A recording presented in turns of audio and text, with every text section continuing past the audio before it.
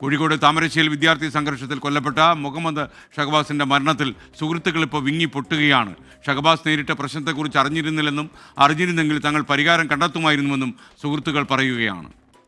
ഓന് പോകുമ്പോൾ വിളിക്കാനെങ്ങാൻ പറഞ്ഞു കമ്പനിക്കാരനോട്. വിളിച്ച് ഞങ്ങളവിടെ എത്തേനും, പക്ഷെ ഒത്തുതീർപ്പാക്കാനെങ്കിലും പക്ഷെ അങ്ങനെ ഒന്നും പറഞ്ഞില്ല. ഈ പ്രശ്നത്തിന് വേണ്ടി ഓൻ തന്നെ അന്നാ അറിയുന്നത് തോന്നുന്നു. ഓനതിലൊന്നിനും ഇല്ലാത്തവനാ, അങ്ങനത്തെ ഒരു ചെങ്ങായും അല്ല. അങ്ങനെ തല്ലിനും അതിനും പോകുന്നു. ഇതുവരെ അങ്ങനെ ഒരു കേസിനെ കിട്ടിയില്ല. ഞങ്ങൾ 2 വർഷമായി പരിചയമുണ്ട്. പിന്നെന്താ പറയുക,